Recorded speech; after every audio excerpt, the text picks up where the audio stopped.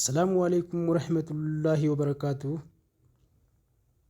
Jirra jirtu qaqaalii ilmaan Oromoo bakka jirtan hundatti nageenyi qilleensaraan isin haa qaqqabu. Arraas barnoota haalaan barbaachisaa ta'e kan namni hundi baruu barbaadu isiniif qabadhee dhiyaadheen jira. Barnootichi maali? Akkaataa daataa itti qusatan paartii 1. Daataa sirrii keenya akkamiin qusannaa? Paartiin tokkoffaadha. Jalqaba sitingii keenya filanna.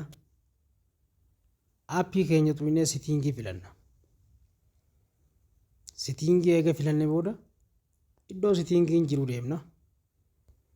Sitingii filanne. Connection kajuu kana tu'in. Connection keenya eega seenne booda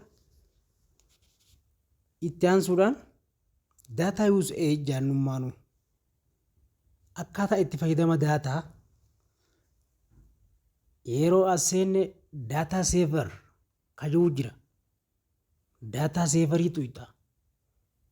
Amma qiyyaa on ta'ee jira. Keessan tarii of ta'ee ta'u mala.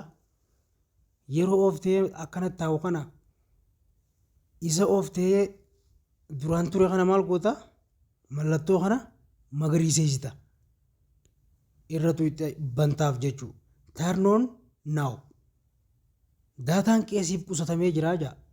Data saver help cut down your data usage by preventing app from using data in the background nuun jaamma. Kanaaf allow to use data while data saver is on.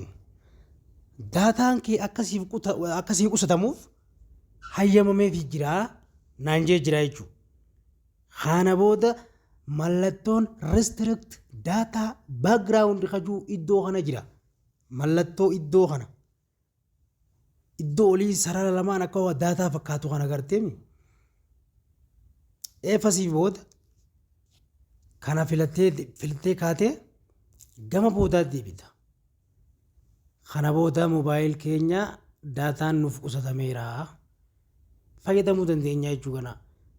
Isatti aanu beeksisa karaa onlaayinaatiin yeroo isin daataa bantan isin rabba shoohaanis isinii bahee isin ciccinquu jira.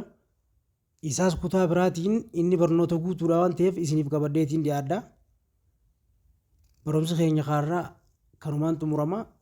Yeroo biraa akkaataa daataa itti qusatan kutaa lammaffaa isiniifan dalaga amma.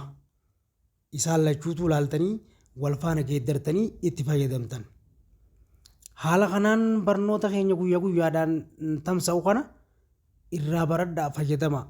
Hedduu nama barbaachisa. Wanni teekinooloojii kuni barnoota fedha waan ta'eef galatoomaa jiraadhaa horaa bulaa.